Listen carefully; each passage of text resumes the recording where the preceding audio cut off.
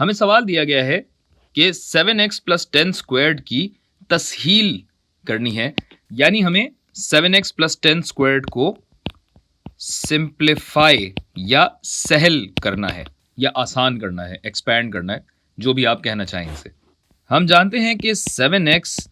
Plus 10 के squared का मतलब है 7x प्लस 10 ज़रब 7x प्लस 10, और डिस्ट्रीब्यूटिव प्रॉपर्टी ऑफ मल्टीप्लिकेशन या ज़रब देने की तक़सीमी खासियत,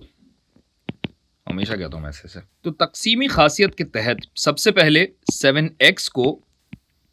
7x प्लस 10 से ज़रब दिया जाएगा और फिर प्लस 10, यानी इसे 7x प्लस 10 से ज़रब दिया जाएगा, जिससे ये बनेगा 7 सत्ते 49 49x स्क्वायर्ड जमा 7x टाइम्स 10, ये हो जाएगा 70x जमा मुस्बत 10 को 7x से ज़रब देंगे तो ये बनेगा प्लस 70x जमा 10 बटा 10 100, यानी 49x स्क्वायर्ड जमा 2 ज़रब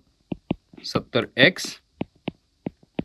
जमा 100, जिससे ये हो जाएगा 49x स्क्वायर्ड जमा 140x जमा 100। तो इसमें से अगर 7x को a कहा जाए और 10 को b कहा जाए तो ये दरअसल a प्लस b का स्क्वायर्ड बनता है, जिसका फॉर्मूला आप जानते ही हैं कि होता है a स्क्वायर्ड जमा 2ab जमा b स्क्वायर्ड, और इस फॉर्मूले से बराह रास्त ही जवाब हासिल किया जा सकता है। बिला वजह लंबी की हमने।